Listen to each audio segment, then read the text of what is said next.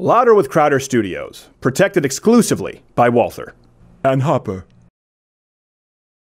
The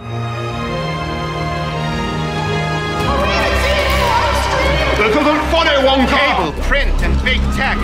The media lies all day. Lie harder, lie faster. How are we supposed to know what the truth is anymore? Truth is irrelevant. Obfuscation is key. This is all fake news, Wonka! They think I'm gonna be sick. Oh, now he's brought up the black homosexual! Banjo! Ah! Now I am gonna be sick. It's the DNC's pool boy! Or they blocking you on college campuses, Ben. Let's try They telling which lies they will be spreading. There's no knowing where they're going. He's singing now. Or who they're deplatforming. Are they lying or just bending? Doesn't matter once it's trending. Ha! Not a shred of truth is showing from the investigations ongoing. Are the overlords still eyeing, accusing the president of spying? Yes! The content they keep demonetizing for big tech keeps on lying, but we're certainly not crying because through Month Club they are dying! Stop!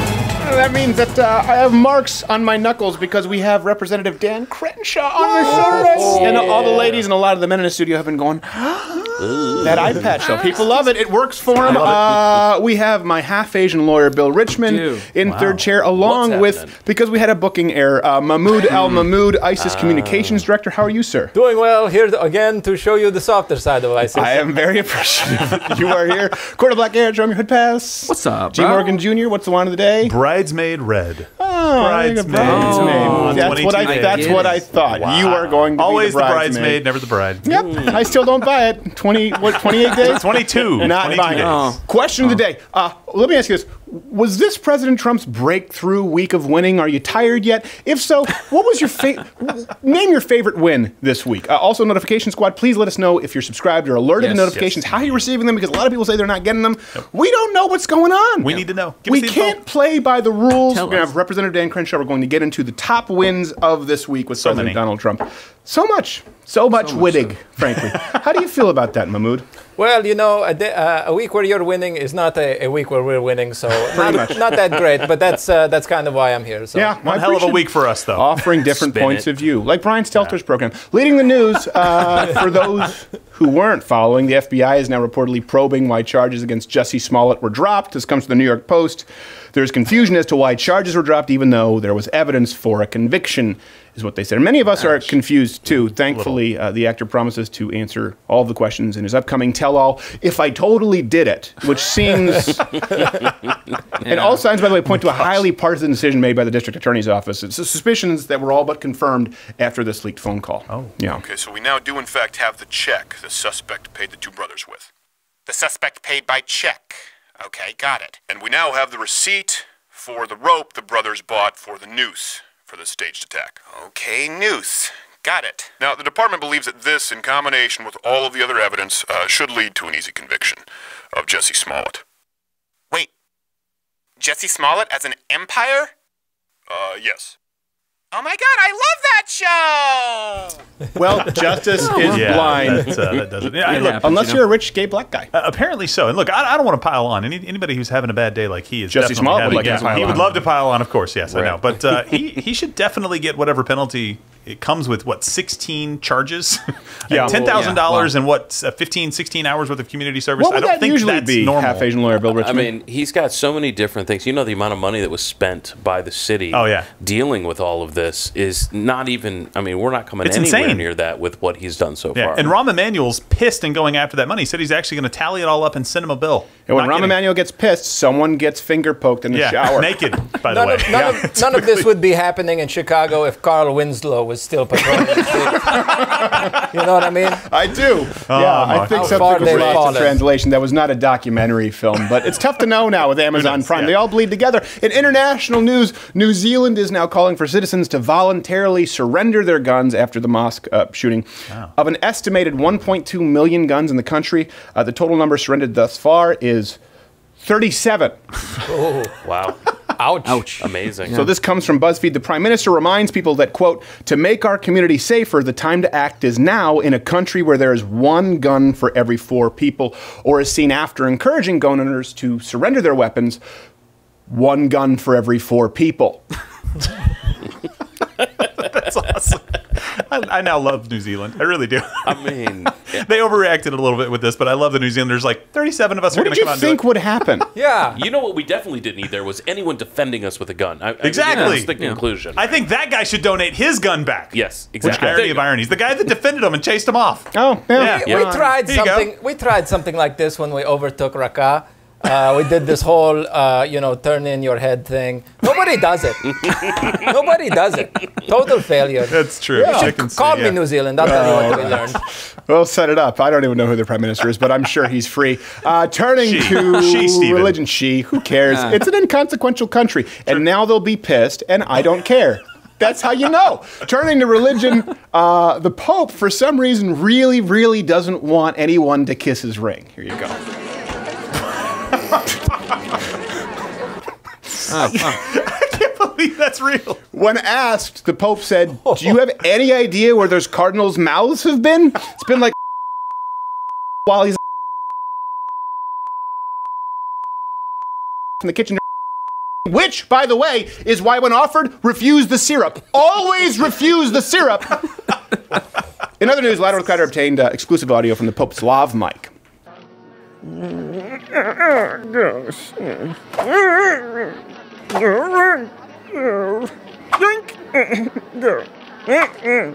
you're a boy. Just f*** out of here.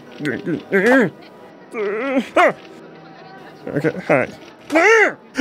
It doesn't get better, folks. What is so weird to me. Like a moral superiority here of a ring pop, which is probably what he was trying to protect. Yes, he had a ring pop. It's cherry. I love cherry. What's weird to me is the people who can clearly see up ahead in the line, and they try to fake him out. They're trying to pull the Gordon Bombay triple deke. One lady, she walks up like, I'm not going to. Yes, I am. Oh, skunked again. Look him in the eyes, duck it. Oh, my God. I get it, man. I get it. It's flu season, you know? You can't be too certain. No, if you manage to scale the Vatican walls, hopefully you've had your flu shot. By the way, walls don't work. In entertainment news, Chris Evans now says that he wouldn't play Tom Brady in a movie as long as Brady remained a Trump supporter. This comes from a Hollywood Reporter. To quote the actor, if Brady's still on that Trump train, I might have to cut ties. It's really tough. Yeah, really hard for Chris Evans, though. Yeah. This explains the recent Comic-Con leaks of Captain America Infinity Twink. We were wondering for a bit. Oh, that's a little bad right there. Look, look. Just, I'd watch it. He needs to, It looks on the good. Trump train. I mean, what does that even mean? You can't support the sitting president. What, more than half of the people in the country do that? What, are you now the thought police? Like, we can't even associate this. What is it? That spiral of silence that they talked about in Nazi Germany. This is exactly how stuff like that start. Don't compare it to Nazi Germany, for crying out loud. I am going to do that because it's the same thing that happened. Drama geek on steroids in a subpar Marvel film. It's a ton of other people that won't let you even think about it. Ask people to wear a MAGA hat out there. I will point out that Chris Evans played the hitman in the Iceman movie. Oh, he did? Yes. Oh, yeah. that's kind of interesting. Yeah. How does that relate? The Iceman would eat pizza while dismembering people. Oh. Sick person. And honestly, it inspired me to get into violence. That's, everybody has that moment. Yeah. And pizza. That was Everybody mine. has that moment. That was mine. Mine was David Letterman, and yours was Iceman. Yeah, Iceman. Wasn't there another one, not with Chris Evans, but with, what's his name? The guy from NYPD Blue. He has that really English name, but he's Latino. He was in Sons of Anarchy. Gemma. That guy? I don't know. There wasn't The large man. Yeah, there was. Gemma. That's all I know. Someone's going to hear this. Gemma. And they're going to know what I'm talking about. He was in NYPD Blue. He always has bags under his eyes. Anyways, I think he played Iceman in another one. Finally, there's Nancy Pelosi. Before we get to the wins of this week, Nancy Pelosi, while pandering to AIPAC, she confused Syria with cereal. Oh. Hezbollah seeks to set up terror networks on the border between Israel and Syria. Yeah. Quick to capitalize on it, of course, was Kellogg's. Terror networks on the border between Israel and Syria. Hooked up and in command. 2 scoops of bullshit. So before the show, actually, Mahmoud was kind enough to share with us some of the most popular cereals in Syria in actuality. I figured it would be educational, you know, differences in cultures. Nice. So we're really appreciative, and we're glad to have you here. And that brings us to this week's 7+1. You forgot the one in the chamber. You always forget the one in the chamber. Yeah, every time. If my half-Asian lawyer weren't uncomfortable in this program after the Pope bit, this is definitely... we'll go through them. These are the top 7+1 most popular cereals in Syria. Number 7, Fruity's Pebbled. Yeah, that's a popular one that would seem to... we grew up on that one. Yes, yeah. Not as necessarily effective, but still delicious. Helpful. Number 6, Burqa Bran, which almost seems as though it's redundant given the previous one. I think, Mahmoud, how about you take a swing here at... this is number 5 most popular cereal in Syria. Chew Krispies? Oh, my gosh. I don't remember this one. I think you do. I think you do. Number 4, Count... Oh, yes, I remember that. What are your favorites? You know, that one is gluten-free if you want. It's a very difficult keto? Does it work in the keto diet? Let's have half-Asian lawyer Bill Richmond, number 3. Fruit Loops being thrown off of buildings. Yes, that's... This is the only one that's good for as a lunchtime or pastime. They can't fly, Mahmoud. Number 2, actually, it's total. Annihilation of the Jews. Yeah, it seems it's almost as though it isn't a real cereal so much as it's the expressed purpose in your charter, Mahmoud. There's a theme. Yeah, there's a theme. And the number 1 most popular cereal in Syria right now, Rape Nuts. Yes. And, of course, we always forget the one in the chamber. Mahmoud, why don't you take us out with the +1? Well, this one's my favorite one growing up was Honey Bunches of Goats. Honey Bunches of Goats. That has been this week's 7+1. You forgot the one in the chamber. I don't know why he feels the need to repeat it when we clearly know now. Every time. It's been drilled in. Who is he yelling it at? It can never be too safe. Usually James Bond. It's usually that's where it comes from. I think. I have no idea. I just feel like it's something you've heard in a lot of films. Yes. But I don't know who forgets the one in the chamber. Not anymore, they don't. I have no idea. By the way, did you hear that Alexandria Ocasio-Nina Pinta Santa Maria Cortez, she wants to ban all semi-automatics? Oh. Yeah. She just fit that in there. She's like, high-capacity magazines and semi-automatics. We don't have this prepped for the show. But in her tweet, she says, designed to kill people. Because I like my guns designed to not kill people. Yeah. I don't know. I mean, I want him to hurt him a little bit. I just want him to... When I pull the trigger, I want them to say, stop, Can we set the Walther to stun? Yes, exactly. Like what is this, Star Trek? Zone to be an airsoft. There's a lot of what they do. She just shoehorns in all semi-automatics. Wait, hold on a second. That means everything but a lever action or pump shotguns, and I don't know. Anyways, but you heard what she did recently, right? She actually put her money where her mouth is, and she actually asked all of the congressional police who are around her office to give up their guns. Really? Oh, I'm sorry. That's nice. That's smart. I agree. That is totally didn't happen. I thought you were telling the truth because I would expect the fake news from Mahmoud because you of the guys propaganda. should do that, though. Yeah. No. Let's make it happen. No. Last week's trivia winner, by the way, was Laura Van Pelt, who correctly answered that the chosen drinking vessel among survivors of the zombie apocalypse is, well, I guess it's the mug. Is that? I don't know what the answer is. Yeah, it's pretty obvious. I don't know how she won. It seems like we're getting a little loose giving away the mug clubs. All right, so context here. Donald Trump, President Trump, has had an unusually good week. Huge. And as a group of people here who've been... critics of the president when wrong. I think it's important to praise him when he's right. So we've actually rounded up the top four or five, I think. Again, you tell us which one you think is the most significant from this week. So much winning. Obviously, the biggest one right here is the Mueller report. So keep in mind here, for the past 2 years, the left told us that Mueller was closing in on President. It was basically, right, it was inevitable. It's done. The walls are closing in. I think of Donald Trump as the Titanic and Robert Mueller as the iceberg. So flowery. On him, his family, and his aides. Everyone in the Oval Office must go. Speaking, I'm crazy Bobby Mueller. Comedy. How does Chris Matthews still have? I think of him as a Titanic and Mueller as the iceberg. I also like to think of him as a homeless man and Mueller with a sandwich. Only there's mold. Did I take my pill with the T on I today? drank a bucket of salt water before this program. You really want to make sure you're going to be right if you're that flowery in your language. If you really go that far in, I mean, it just seems to me like sure he it's has 100%. multiple writers. You know, they could say, well, hold on a second. Maybe we could spice up this analogy a little bit. No! I like iceberg is the way to go. Trust me. B-roll. It's all about icebergs nowadays, kids. All you kids with your Twitters and your books of faces and social media, you don't know a good iceberg analogy when you see one. It's all icebergs, Carl. Hey, all the growing ice in Greenland, right? Yeah, there's too much of it now. It's a big danger now. It's going to sink more ships. We should get rid of it. Hey, but let's check in and see how they're doing this week. Yeah. When Barr released a 4-page letter summarizing it, it was like the Cliff Notes, or more like, I want to jump off a Cliff Notes. So let me make sure I understand this, Mr. Colbert. You want to jump off a cliff because our president didn't collude with a foreign power to rig an election, and they wonder why we think the left hates America. I know. He wants to cut his wrists to Elliott Smith's needle in the hay because we found out that our president was honest. Right? He wasn't colluding with a foreign power. What else do you guys really want, right? Your basic argument now is that he is guilty because we said it. I saw myself say it on the news last night. It must be real. That's the argument. I dreamed a dream, and I want it to be true. Yeah, I mean, that's it. exactly. That's all it is. I thought it was a bummer. I'm sure you did. So, looking for any opening, aren't you? Agree to disagree. I dreamed a dream. There was an iceberg. I don't know. I don't get the Titanic iceberg thing. Someone let that make air.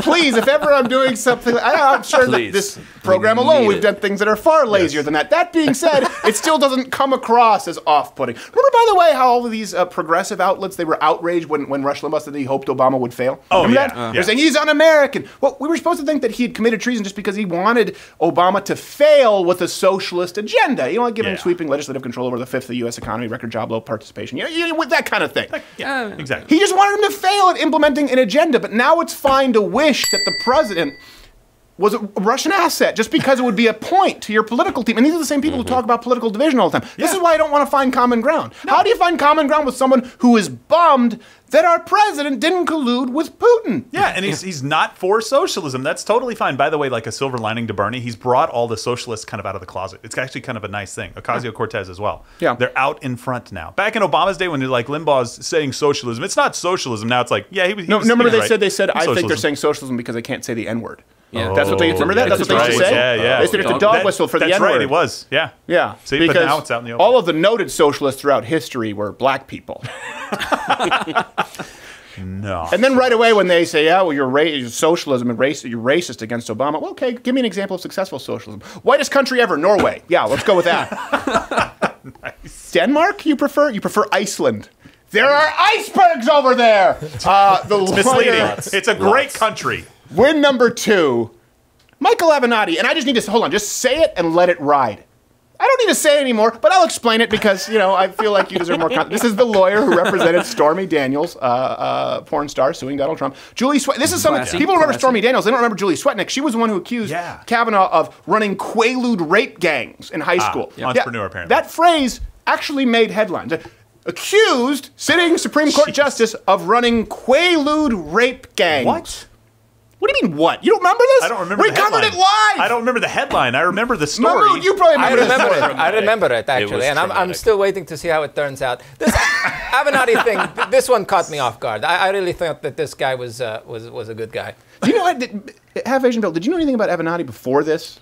No, I mean, other before Stormy, no. No, not much. I didn't know if you ran in the same circles. No, not often. He runs in circles. Obviously. Not all lawyers are the same. Well, keep in mind, this is something. This is why we want to go pre and post. Avenatti was supposed to be Trump's worst nightmare. Yeah. And by the way, to hear Brian Stelter, which I still don't get, hear Brian Stelter tell it, a serious presidential contender. Here, remember this?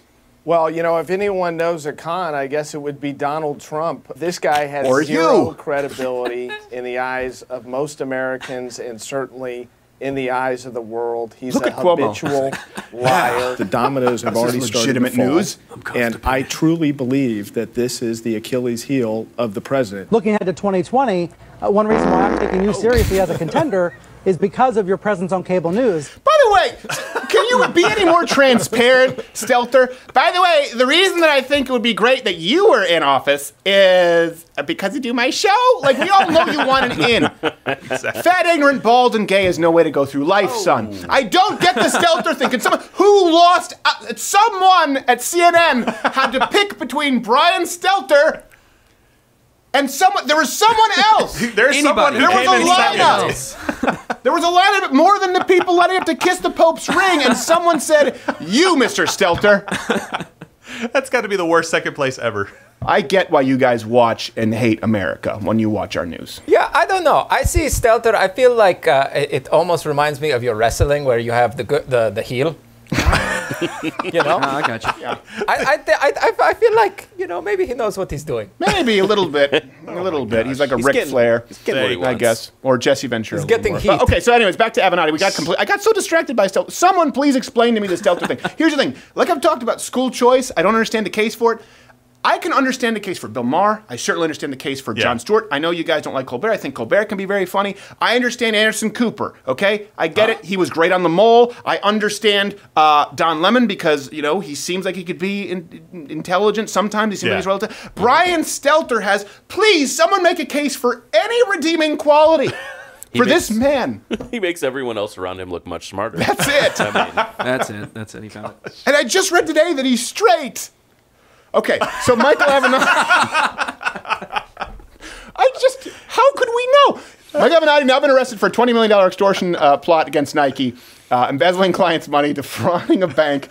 Could spend life in prison if convicted. That's actually, wow. comes from CNBC. So you know what? The good news for Avenatti is that dreams do come true. All of my sexual fantasies involve handcuffs. Good for him. oh, wow. Hey. Good for him. Oh my gosh. When God closes a door. He opens a sex dungeon. With handcuffs. Now, by the way, really quickly, before you feel sorry for him, don't. Yeah, no, I was about to say, it's hard in general for us to feel sorry for lawyers. Sorry, half-Asian lawyer Bill. It's all right. It's all right.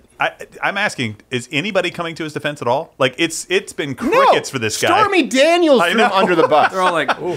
I know, but normally the left kind of comes out and tries to kind of make something happen, and no one. Everybody just, he stepped forward, and everybody's like 100 yards behind him now. This is well, we'll get to this at the end of this whole segment. It is amazing that the media is not talking about this. Really, I mean, this guy. Think about it, he was a centerpiece on media for a long time. Kavanaugh, you couldn't hear without Avenatti. They were saying, Donald Trump. They just assumed the Stormy Daniels thing was true. And I'll be honest, I said at that point, like, it's a 50-50 shot. That being said, even if there's a 50-50 shot that something did happen with Stormy Daniels, now no one will believe you because you're Michael Avenatti. Win number this is a big one. For me, this is probably the biggest one. The Green, you've heard us talk about it. I've read that you can watch on the channel. I read the whole Green New Deal in its entirety, unedited. Right. This was supposed to be the legislative darling of the left. Climate change and our environmental challenges are one of the biggest existential threats to our That's the key word, existential threat. We have the technology to do it. We have the moral obligation. We have the economic imperative. We just need the political will to get this done. I support a Green New Deal. Okay.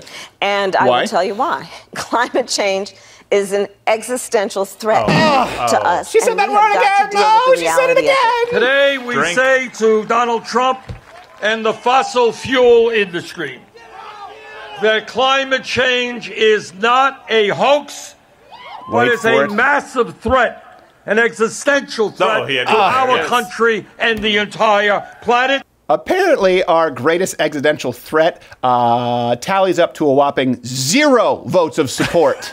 Right? And she said afterwards that was a strategy. I don't understand. The vote present strategy looks a heck of a lot worse than the 0 yes vote strategy. It is remarkable to me. Exactly. And they say it's a political stunt. This was the thing. Like, it's a political stunt to put it to a vote without a hearing. Well, so is introducing a 5-page bill that takes over the entire American economy because we want, quote, a smart grid. With no definition. How long did it take you to read that, by the way?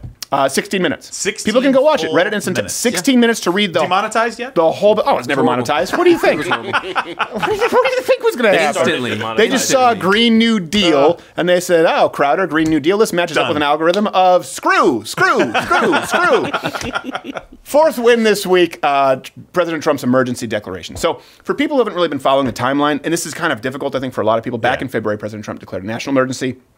In order to get funds for the border wall, Congress voted to reject the declaration. Then he vetoed the rejection. This week, President Trump's veto of their blocking was upheld, and $1 billion is on its way to the border as we speak. Pallets of cash, baby. And we'll talk with Congressman Crenshaw about this because some Republicans are divided on this. I actually do. I think it's an issue of national security.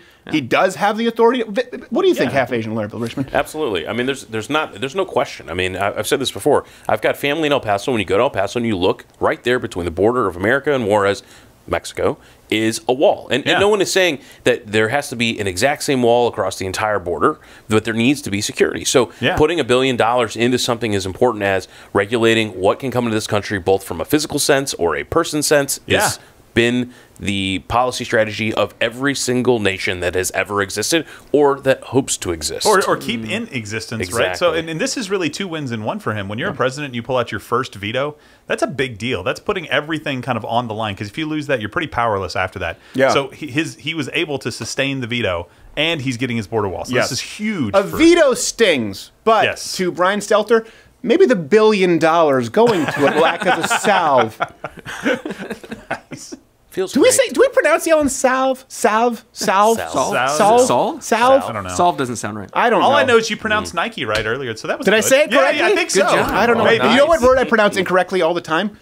I know it's supposed, but I often say supposed. It's like sounds like I'm saying supposed, like I'm Jodie Foster, and I know how to say it right, but I'm very stupid. I almost put like Nike with like 5 E's after it just to help. Yeah, to just read it out phonetically. Nike.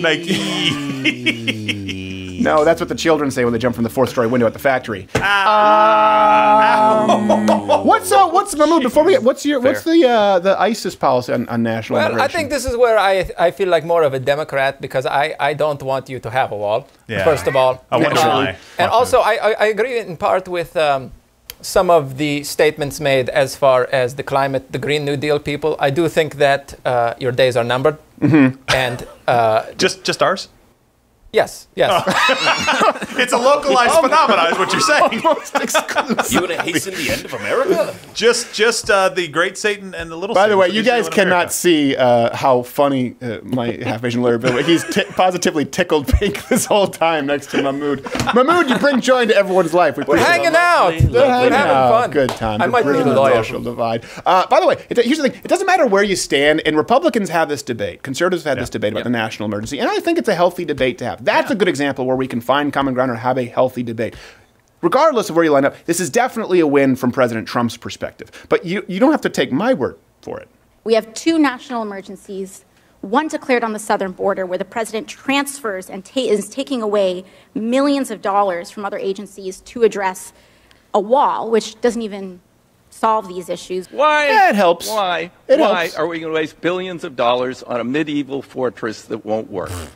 I urge my colleagues to vote and override the veto. Leading President Trump to issue the first Turtly enough veto for of the his Turtles presidency. Club? I'm more convinced than ever that the president's actions are not only unlawful, they are deeply Is irresponsible. Mr. Peabody? A wall is an immorality. Oh, really? It's not who we are as a nation. Who was that? Mr. Peabody before Nancy Pelosi? I don't think we should have a wall. I'm not a big fan. No, I'm not sure about it. His campaign must have been a roar. Was that Mr. Peabody or was that Boo Boo? I think it's the same guy. It's the same guy. Oh, Yogi, my little fishes are yours. Oh, gosh. Here's the thing, even as recent, people were saying that Trump's chances, they were gone for 2020, right? This is what people were saying 3 weeks ago. This is why you have to look at the long ball of politics. If you look at this week, you'd have to make a very different prediction than you would have made 3 weeks ago. And that's why the media, where are they right now? Go check Huffington Post, go check Vox, go check Washington Post right now. See if they are talking about the wall being built, completely being exonerated from the Mueller report, and it's just Avenatti. They're quietly slipping away. Green New Deal. And you know what? I think it's time. I'm exhausted. I will tell you frankly, I'm exhausted. I am tired from all this winning, and I'm gonna need to take a nap. And then after this, we'll have Crenshaw after a little bit of REM sleep from so much winning. Dreams of sugar.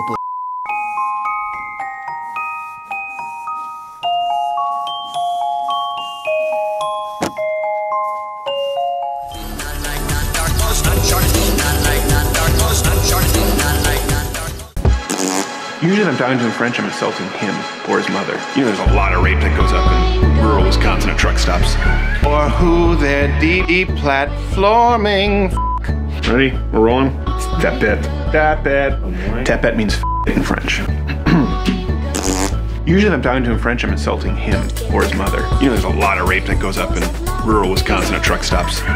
And Brian Stelter keeps bunghauling each other. Did you understand the implication? No, they don't want it, but they keep bunghauling and blowing, and so you end up. CNN. Will you join up at louderwithcrowder.com/mugclub? Or are you a butt muncher? The suspense is killing me. Hello, YouTube. Betty Crowder here with an update.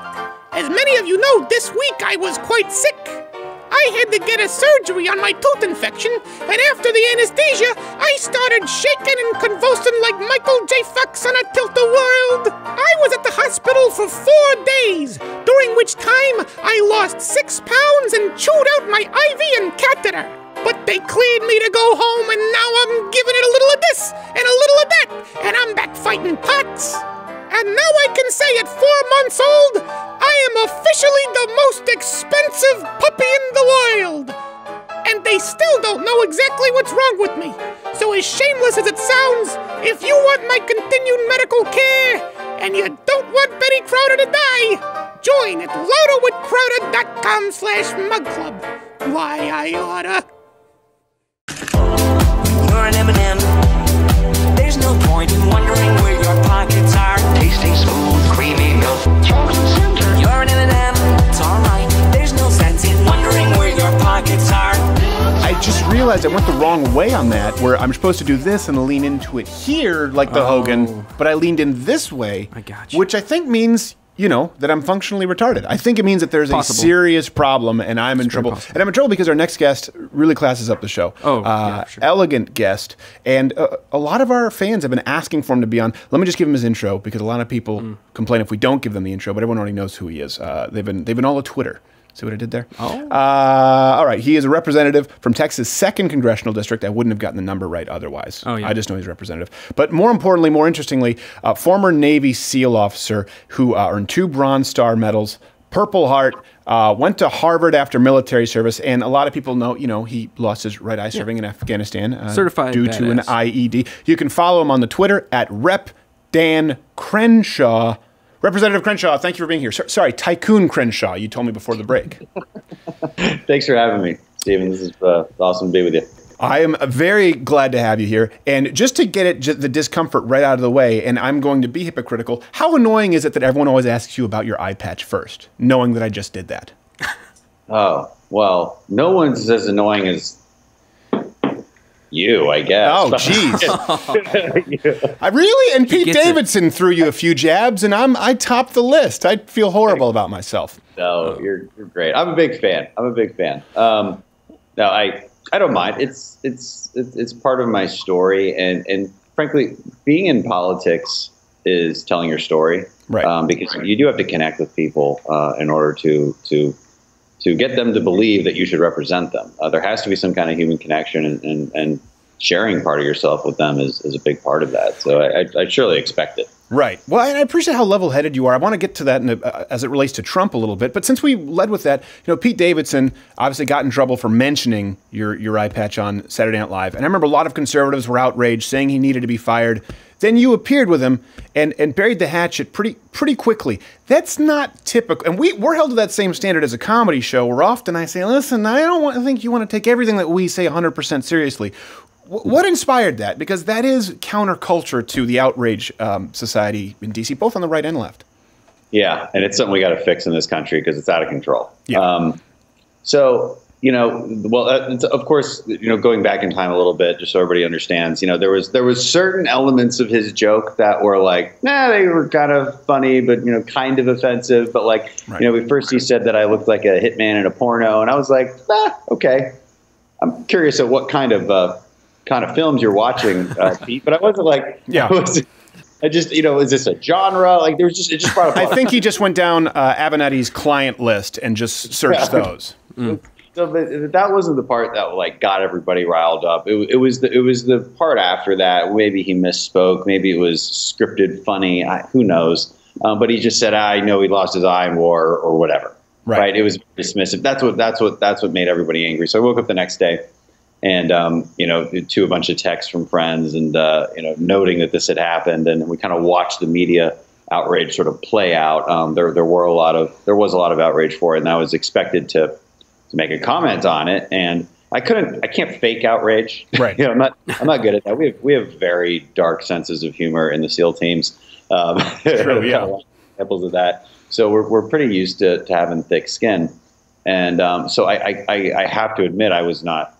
It did not take some kind of emotional toll on me. The frustration with it was the fact that I had to deal with it at all.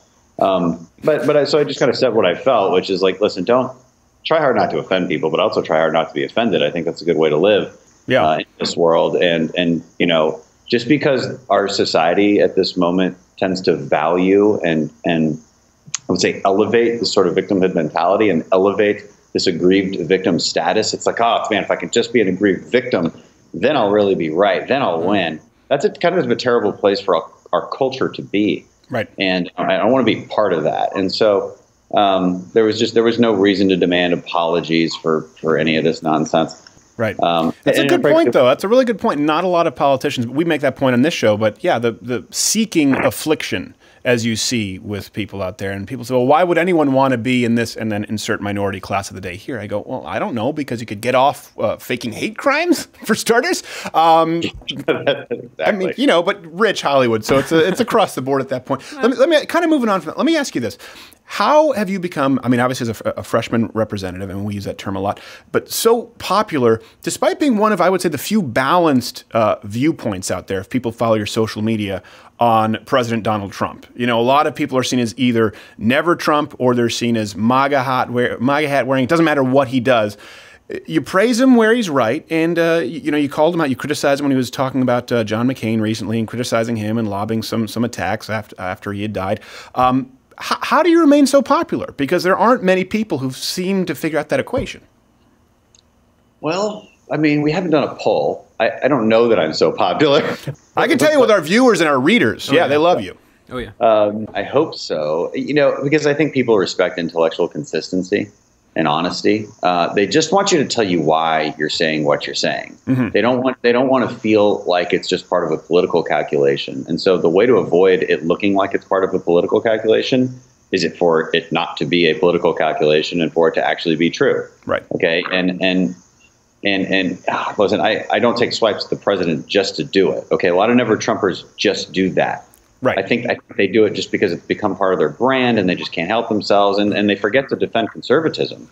So that's a real problem, because a lot of what President Trump does is conservative. A lot of the way he governs is conservative, and it's good. Mm-hmm. There's some things I disagree with. It should be really simple to simply say, well, I disagree with those things. I'm not I'm not a sycophant. I'm not just following blindly.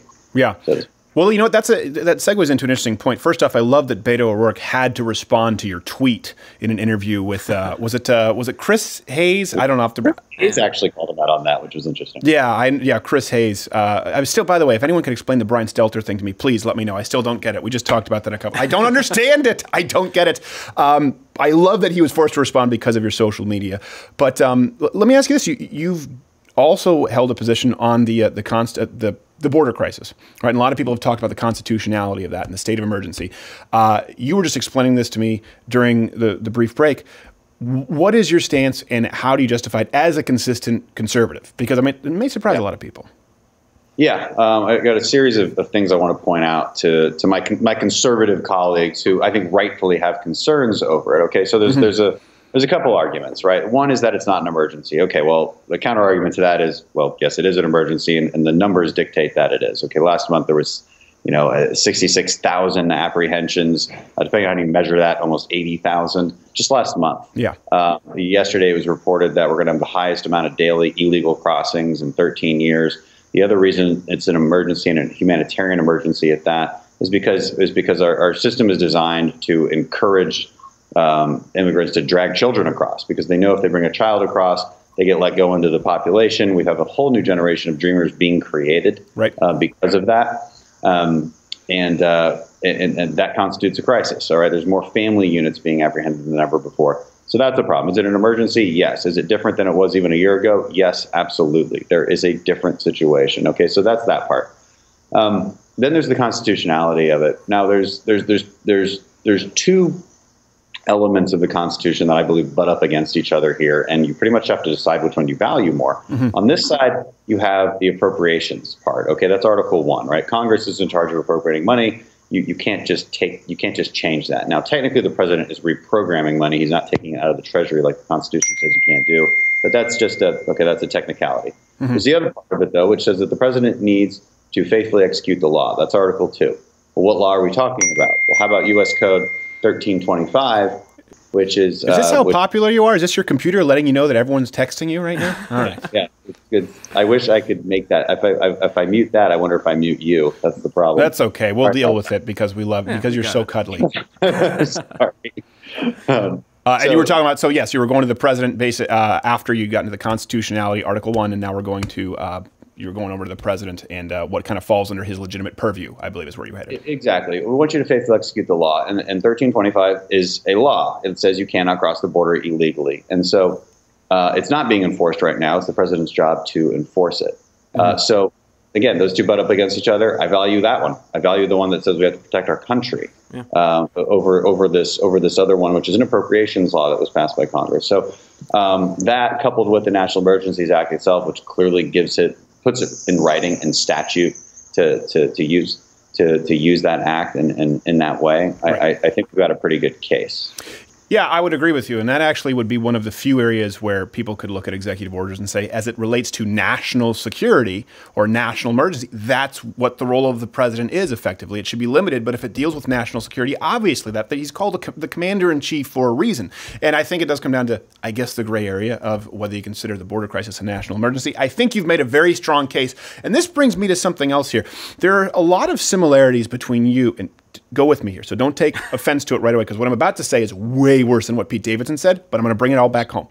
Some similarities here between Alexandria Ocasio, Nina Pinta Santa Maria Cortez, in that you are both new, fresh faces. Social media is a huge portion of your platform, very influential, both seen as firebrands. But I think there are some differences here which really sort of draw a significant line in the sand as to how the people conservatives embrace versus the left, in that, namely, you're articulate, pragmatic, not a doomsday theorist in the same way that Nina Pinta Santa Maria Cortez is, and you openly list references, sources. You know, when you were talking about the border crisis, you listed charts on Twitter. I had Cortez respond to me on Twitter and just say, well, look it up. Well, hold on a second. Why don't you show me? You made the claim.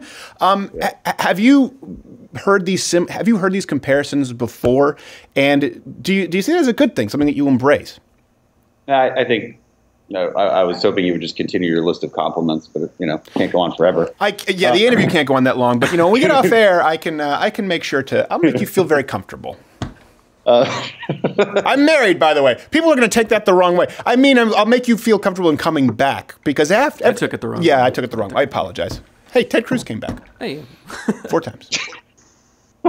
No, I always take a slight amount of offense when people say that, but I do understand what people mean by it. It's a matter of media attention. We're both young. We're both millennials. We're both, I think, trying to drive a future for our party I'm really happy with the future that me and my colleagues talk about for our party. I'm not so sure they have that same kind of unity over on that side.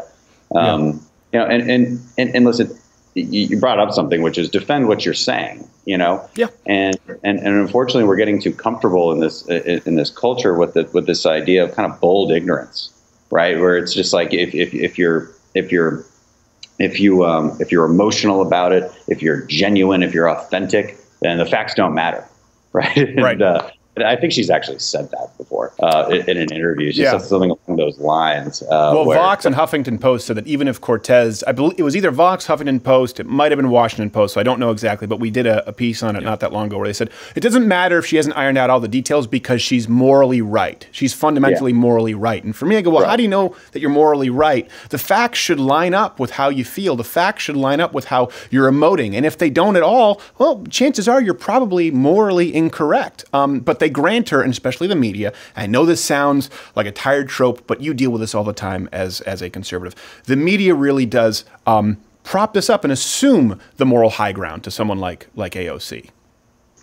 Yeah, well, they operate from a different premise. I mean, if you're, like, for instance, if you're looking at a Green New Deal and you're operating from a premise of the entire world ending in 12 years, well, then there's no cost is too much. Right. So they configure the data and their arguments in a way to assume that if you disagree with them, then you are morally corrupt. Right. And that's a real problem. It means you're not having an intellectual conversation. You know. And they accuse conservatives and Republicans of doing that with global terrorism. Like, oh, you're fear mongering. Well, hold on a second. I would say that there is reason for legitimate concern, and I would maybe defer to you since you've obviously served in our military. My injury only came from crashing a Jeep on the way to an AIDS walk, so not exactly the same thing. But global terrorism, more of a concern to me than the reality of the world ending in 12 years if we don't pass a 5-page bill. 5 pages. 5 pages. Yeah. I mean, one is true, one is not. And, and more recently what they did that with was simply the border, right? There's no crisis, nothing to see here. I mean, we heard this over and over and over again, this mantra of a manufactured crisis. And, like, again, I can just lay out the numbers. You know, when you have 400,000 people crossing illegally last year, these are just apprehended, by the way. Border Patrol thinks they maybe get 1 in 3. Yeah. That's an enormous number. I don't have to call them bad people. I don't have to say that there might be terrorists among them. And this is where our messaging gets screwed up, I think, as conservatives. Sure. Like, I don't have to call them all criminals, okay? I mean, technically, they're conducting a criminal act by crossing the border illegally. But let's just assume that they're all good people, 100%. Yeah. It's still an unsustainable inflow of people, right? Because you come in here, we're putting these kids into our schools. They're using emergency rooms. There's a cost on society, and it's also impossible to integrate them into our society. And here's the second thing that conservatives don't say enough is you are cutting in front of the line in front of legal immigrants who deserve to be in this country, because we do want immigrants in this country. And we can have a valid conversation about whether we should up our quota of legal immigrants. But there really shouldn't be any discussion over whether we should have illegal immigrants coming into the country. Well, that sounds about like something a white male millennial would say, but I'll let the audience make their own judgment here. I have to ask you about a couple more things. We do have to get going relatively soon. You just introduced a bill that would include family leave for millennials. You introduced it, I believe, on Wednesday. Yeah. Yes. Paid family leave. Can you explain that to people who may not understand it and where they can go to learn more about it? Senator Rubio and Representative Ann Wagner have been working on this for quite a while now. Senator Romney was there at the press conference as well too, supporting this. So really proud to be a part of this. Basically, it's an understanding that, and I think this is an overarching theme that I want to point out sometimes. The left is not always wrong about the problems they point out and what they want. They're just almost always wrong about the solutions they propose. Very good point. So paid family leave is a pretty good example of that, right? Paid family leave, that's not a terrible thing in and of itself. I would love for new young parents to be able to have some kind of financial cushion if they're going to have their first baby, especially if they're in their 20s or 30s or in 40s. You're getting your start in life, all right? Millennials understand this. And it's important to point out the millennial generation, not because this bill is just for millennials, but because we could probably, as millennials, we could probably make the most use of it. Right. So the question is, how do you pay for something like this? Because the Democrat solution is, well, giant government program, billions and billions and billions and billions of dollars. completely unsustainable. The very people we're trying to help, we're going to indebt them to do it. Well, that's a terrible solution, not very creative, and pretty much pertains to most of the solutions they propose for just about every problem that they think is a problem. Okay, but let's assume this is a problem, because I think it is, and we're pro-family, right? I want the family unit to thrive. So what this allows is it allows you to borrow from your future Social Security funds. Basically, and I'll give you the simplest explanation of it. Basically, you take 3 months of family leave. Okay, now you have to back up your retirement by a similar amount of time to pay it back. Now you have other options to pay it back too. You can pay it back sooner if you'd like. You can pay it back in lengthier payments if you'd like. But it doesn't change the long-term budget. It doesn't change the long-term health of Social Security either. It does change how we formulate the short-term health, but not the long-term, and that's important. So we're basically, the way I put it, you're borrowing from someone richer than yourself, which is you in the future, because you've actually had time to make it in this world. So it's like Time Cop with entitlements. It's a really good way to put it. I'm going to use that. Yeah, there you go. Perfect. And also, I maybe a little bit of Demolition Man with entitlements. I'm not entirely sure. The whole Van Damme catalog, really. That was an interesting movie at the time. Sylvester Stallone. No, wait, was Demolition Man Stallone? Yes, it was. Yeah. Oh, Okay. Snipes That was Stallone. Was Snipes in Time Cop? Yeah. No, Snipes was in. No, they were both. Right? I have no idea. I know Time Cop was Van Damme, but for some reason I'm thinking he was also in Demolition Man. I know Snipes. I think Snipes was in both. The point is, I don't want to muddy the waters on your brilliant proposal here with my stupid commentary. We do have to get going here. So, final thing. One thing I loved. I have a tweet right here from you to Representative Adam Schiff, where you said that he said he had direct evidence of Trump-Russia collusion. And this is important because it's putting a fine point on it. He didn't say maybe there's a possibility. He said that he had direct evidence of Trump-Russia collusion. That means it's a lie. And he's doubling down still, right, with those comments that he's made. Yeah, so sorry. This is important for people to maintain a timeline, and this is why, like you said, intellectual consistency is important, because we need to hold people to the same standard that they would hold out. And if you say, "Listen, we need to investigate someone for Russian collusion," Kalusia could be a country, could be a city in a country. I have no idea. Then we need to say, okay, by that same standard, if you've claimed that you have evidence, we might need to investigate you. So this is a springboard to say, what would you say is President Trump's biggest win of the week? Would it be the Mueller report? Would it be Avenatti? If you had to list them and rank them. Man, it's been a pretty good week for the president. I think he's just kicking his feet up right now, and well deserved, because it really did all come down into like one moment where the Mueller report found that there was no collusion. Avenatti got arrested, which is still a little disappointing for some of us who would have liked to see him jump into the presidential primary and along with every other Democrat, but he's not going to be part of that. Too bad. And just to watch all that take place. Happy for the president. I think it's a good win. His veto was not overridden either. So we should be seeing some money come into the come into wall funding, which I think we need, and I think they're going to send it to the right places.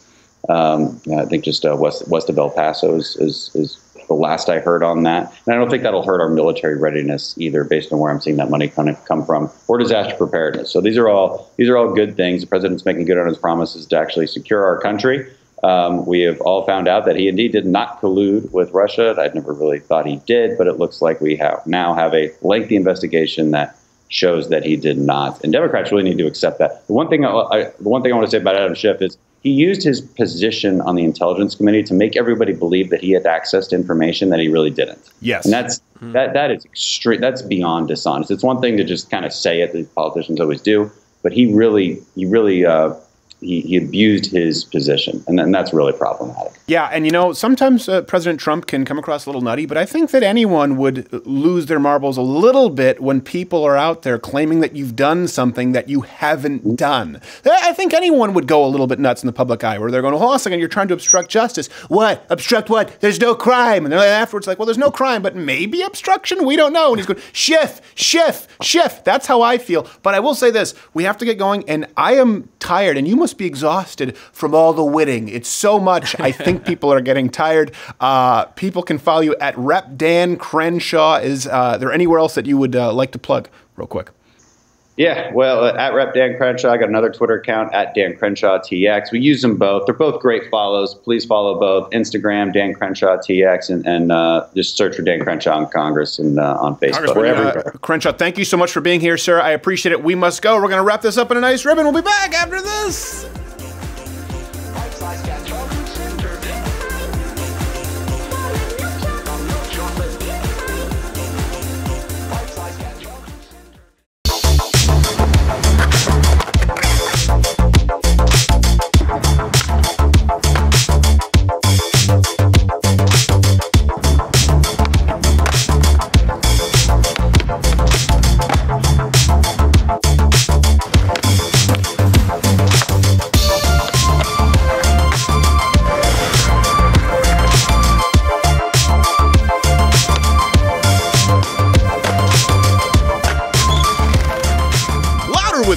Ranger panties. Buy yours today at louderwithcrowdershop.com. One live read of the week time. This is where I tell you about our sponsor, Walther and Mug Club. Steven? Yeah. I like you. I like you. I see you do these reads. You're doing it all wrong. Okay. I'll help you. I'm not entirely comfortable with that. I can do it. I can do it. Please. Right. I have media training. Okay. Okay. All right. All right. Mahmoud Al-Mahmoud here to tell you all about the Mug Club. It's a wonderful mug, right? And if we don't receive your $99 in the next 48 hours, we will inflict unspeakable harms on it. Okay, I don't think that. No, that's not right. No. It's a proven method. I'm not. I made a mistake. Sorry. Okay. 69 for students in active military. But if we don't receive it, we will inflict unspeakable. No, the thing is, we want the mug to get to them intact. Listen, not only do you get the hand-etched mug, you get access to the entire Blaze catalog, louderwithcrowder.com/mugclub. As you do get the hand-etched girthy mug. You get the daily. There's a lot of content. We don't want to hurt the mug. Oh, yes, we'll etch their hands too. Yes, I like it. Perfect. $99. Yeah. By the way, can you hook me up with like a Walther? I would, but I'm not sure how comfortable they are funding foreign caliphates. What? I'm gonna get a Smith & Wesson. Yeah, well, they made a Smith & Wesson shop right. You can't please everyone. Steven. All right.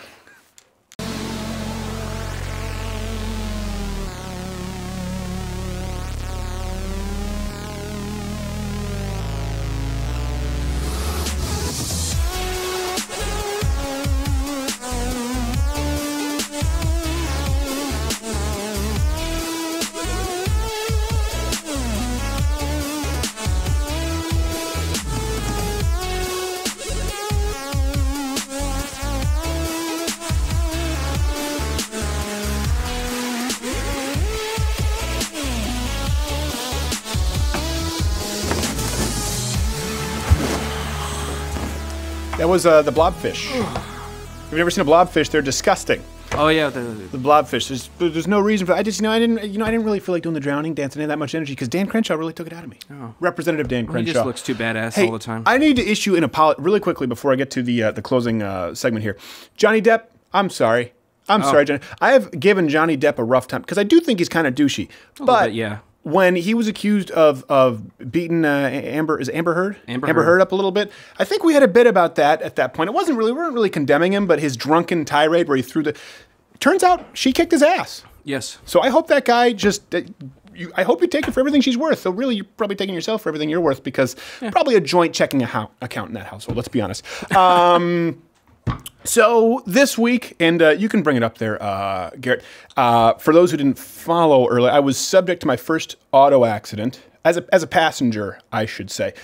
When I was a kid, I was hit by a car once. Oh yeah, I know that story. Yeah, look, the whole dashboard just exploded. Airbags. Ooh. Those were not friendly airbags, by the way. Yeah, it was a tire blew on an older Jeep. We were exiting on a loop from one freeway to another. It's hard for me to explain, but basically, here's a freeway. You need to get on this freeway, okay? And there's a loop. And the loop comes around to get on this freeway, and then there are only two lanes where and basically these two lanes, one lane is trying to get over on this other freeway, the freeway that goes east-west, and the other one, people are trying to get over on another loop that goes downward, going north-south. And I've had to do this exit many times. I've always thought it was incredibly dangerous. So when the tire blew while we were obviously I panicked.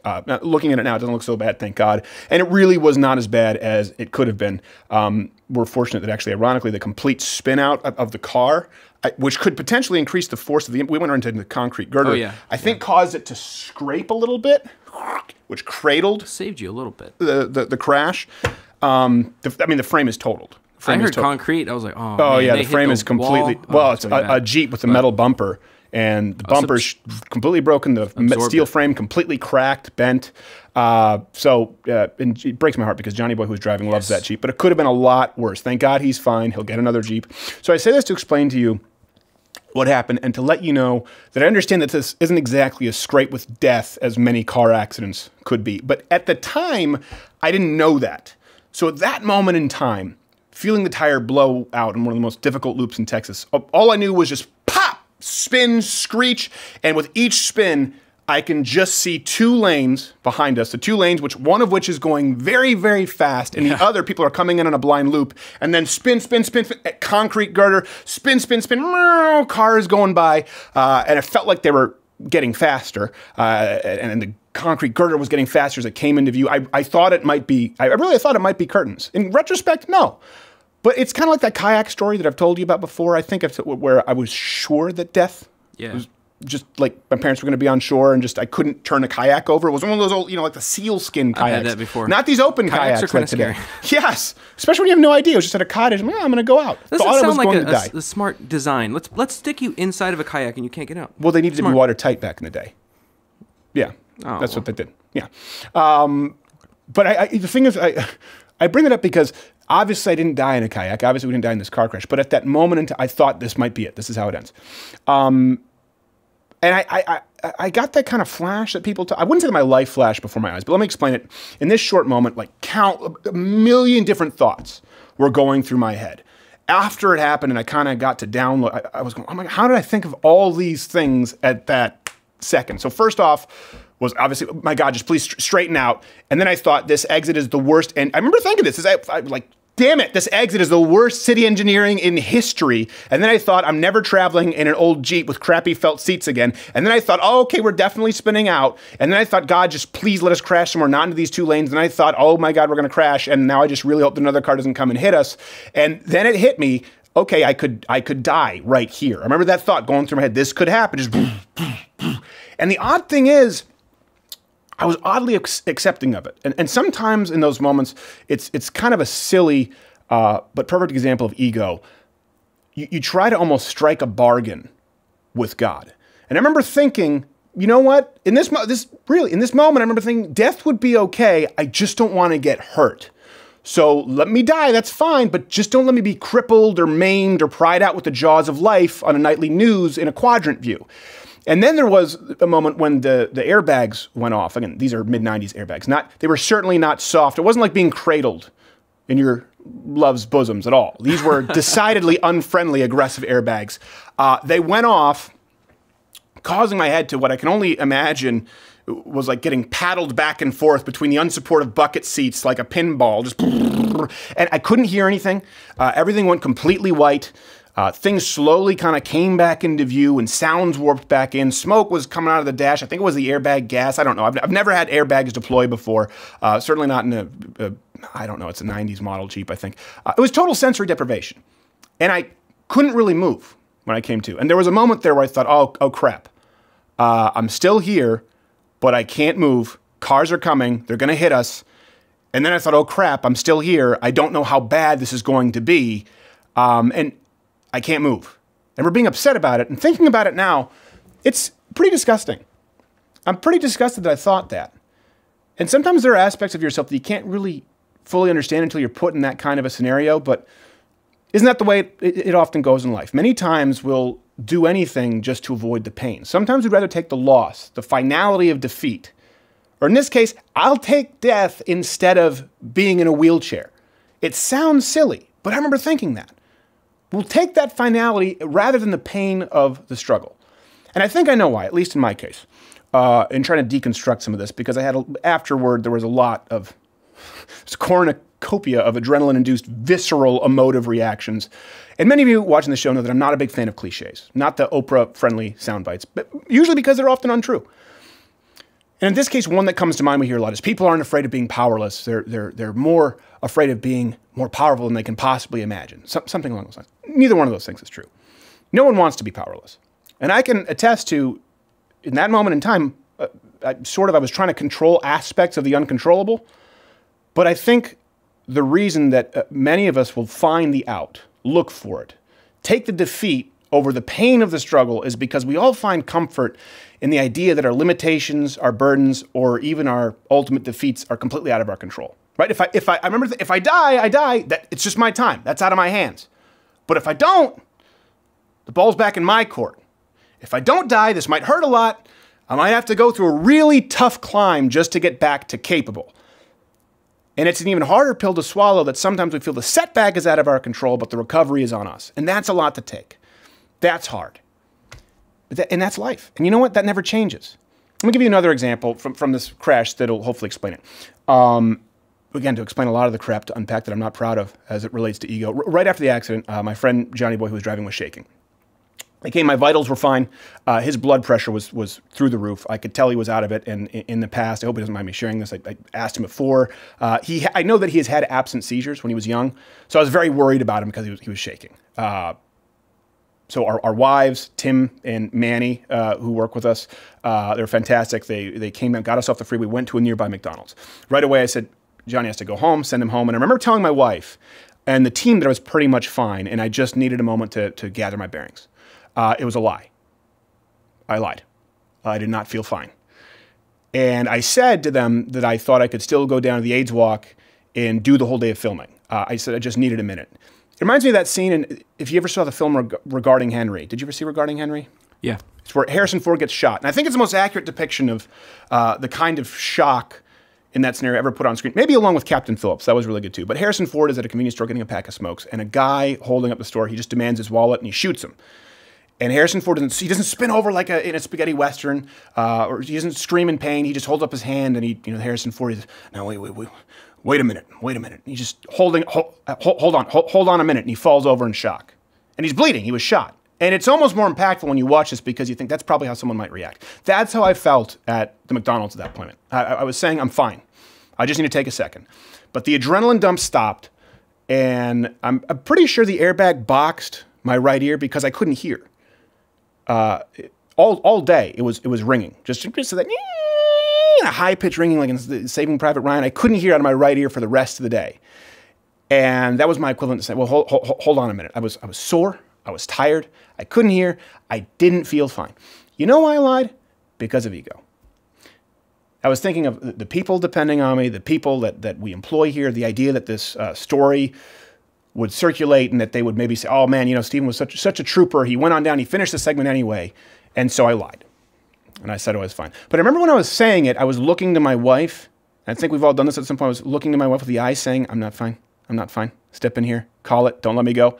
Because I wanted to prove that I could do it. But if my wife said, no, you're going home. Well, guys, that's out of my hands. And see, the point here is I realized that I wanted my limitations to be set by someone else. I wanted my defeat, or what I perceived as my defeat, to be out of my control, because otherwise people would see me as a quitter. The truth is, in not being honest, in lying to myself and my team about what I could or couldn't control, that was more of quitting. What would have been less of a quitter's mentality would have been to say, guys, I can't hear you, my neck hurts, I'm tired, I'm going home, we'll live to fight another day. Because that would have been taking ownership the situation myself. But instead, I just wanted to say, no, I can do it, I can do this. And I was looking for anyone else to take the out for me. And that's the mentality of wanting to absolve myself of the responsibility of accepting and recognizing my own limitations. And I was doing it all over again. Just like the crash, the bargain with God, if you want to call it. Hey, if I die, that's fine, that's on you. Just please don't let me live and be a vegetable, because that's on me and that's going to suck and it'll be embarrassing. In this scenario, I was saying, hey, if my wife calls it, if one of you calls it, that's on you. There's nothing I can do. If you don't, it's on me, and I'm going to have to grit my teeth and bear it. And it being on me is hard because that means now I've got a decision to make, a decision to recognize my limitations and chart a realistic course of action to recognize what I could not do. Now, here's the thing. Manny and Tim, they decided to call it. They said, no, you're going home because they're good people. And I'll tell you, I felt relief. But that doesn't change that I was lying to myself. They didn't decide for me. I let them decide for me because through ego, I basically abandoned my post. So my challenge to you is this. Think of how often you do this, particularly the young men out there. How often do you look for a reason to lie to yourself, to present this facade of things being out of your control, just to avoid admitting your weaknesses? Have you done it? I guarantee you have. I guarantee you'll do it this week. Could be as severe as what I went through, or much more severe than or it could be as simple as, oh, I was late, traffic on the freeway, it's out of my hands, there's nothing I can do. Is it? Do you often find yourself running late? Are you really Superman? Do you make promises you can't keep? Why? And what I want you to do is rather than wait until a crisis occurs so you can throw up your hands and chalk it up to being out of your control, I want you to take inventory right now. What are your limitations? What are your weaknesses? Your quiet time. Take a minute, take inventory, because guess what? It's okay. It's okay to have limitations. It's okay to have weaknesses. It's okay to be honest about them. This is where we get it wrong. It's not okay to celebrate them. We don't need to celebrate our weaknesses, but it's good to work on them. And there are many things in life that we can't control. But I think we all want to bear a little less responsibility than we probably should sometimes. Here's something you can control. You can control right now recognizing your weaknesses, recognizing your limitations, and accepting the incremental improvements that you can make to correct them. But you can never know what that is. This is something, too. We've talked about this a lot with knowing what the hard door is, knowing what the easy out is, and recognizing you can never know, you will never know what your potential is, what you're capable of truly accomplishing if you're lying to yourself because of ego.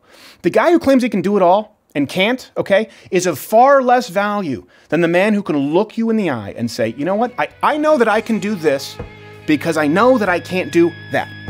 So I can tell you without any shadow of a doubt, because I know I can't do that, I know I can do this.